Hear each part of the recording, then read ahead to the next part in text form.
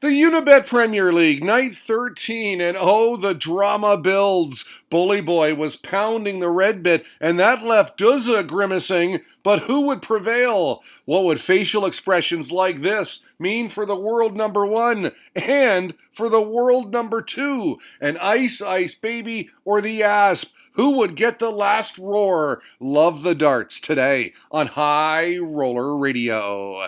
Yes, Wednesday night in Milton Keynes. Again, no fans, but plenty of high-octane tungsten. These guys are good. There's your order of play. 4 quality showdowns. Of course, all eyes on that third fixture. Peter Wright up against Michael Van Gerwen in what promised to be a dandy. Charlie Gray voted for Mighty Mike here in this poll from Sky Sports, but how about that? He was one of only 38% to do so. The other 62% are backing Peter Wright.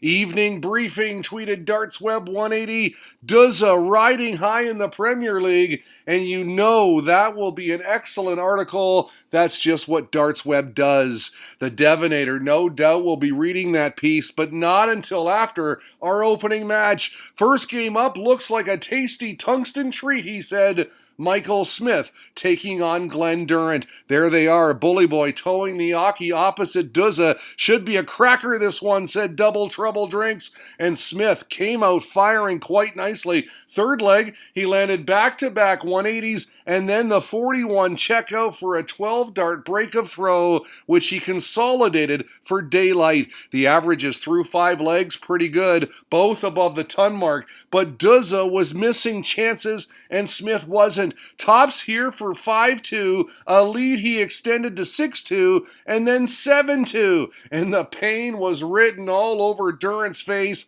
But we all know he's a fighter. There was no give up. He started to find the zone, and Smith started to squander opportunities. And out of nowhere, it was 7-5, then 7-6 on this double 10. 4 on the bounce, and can you believe it? He made it 5 straight on 42 in the 14th leg. No problem. Just the 2 darts needed. Duzza storms back from a 7-2 deficit to earn the draw. Highly unlikely, but he got it done. Fate, he said, I'm getting a little bit of luck right now, and I'll take it. Durrant showed a lot of character to come back, said Liam Martin. He's done well to hang in, replied Richard Asson, but Smith blew his chances. Wayne Stewart had just the 4 words for it. Massive bottler. Smith mind. He isn't the only one with that strong critique. John Part, a 3-time world champion, had this to say afterwards about Michael Smith and the outer ring in pressure moments. It's becoming a problem.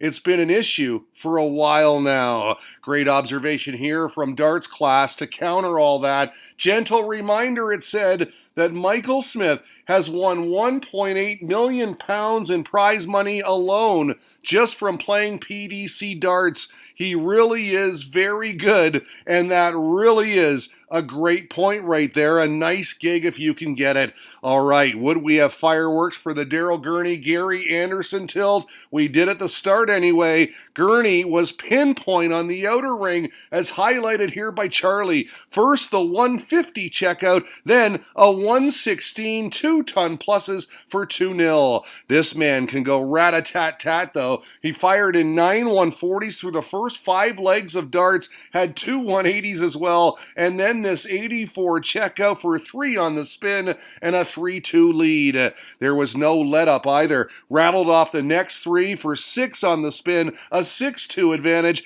Credit Super Chin, he mounted a late charge. This double 4 brought him to within 1 at 7-6. The tartan backstage fuming, but not for long. Thanks to a last dart double 14, the very next leg, the Flying Scotsman crosses the line, an 8-6 winner. Marquee matchup right here. Number 1 versus number 2. A replay of the World Final, and much the same result in the early going. Rinse and repeat on shots like this and finishes like this. Double 12, 4-0 for Snakebite. The Green Machine was feeling it too. He was nervous. Why? Because the Scotsman wasn't done there. How about 5-0? 5-0 on the mighty one.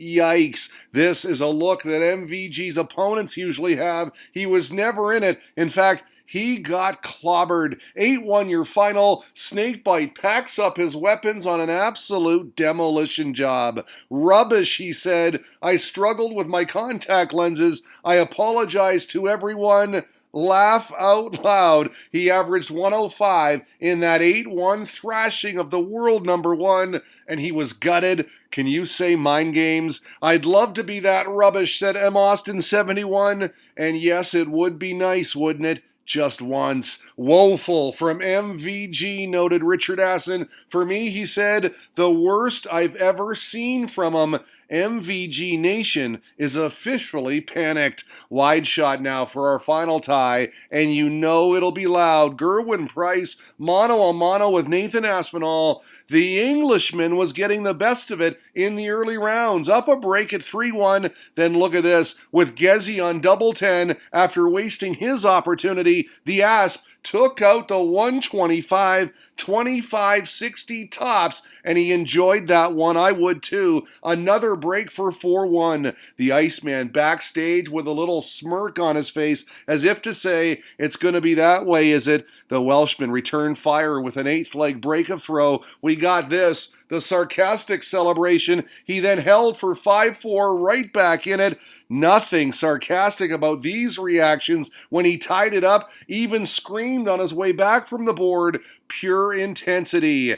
But this guy is tough. Remained cool and composed and taking the next two. He gave it some, and then they tapped elbows 2 legs later. 8-6 your final as Aspinall holds on for victory. Huge for him, as we'll see in a minute. There you have it. Night 13 done and dusted. The big story, that 8-1 trouncing of MVG by Snakebite. Here's what the league standings look like. Duzza still leading the way on 20 points. Ando is next on 17. Nathan Aspinall and Peter Wright round out the top 4. Michael Van Gerwen way back in 5th place. Wowzers today on High Roller Radio.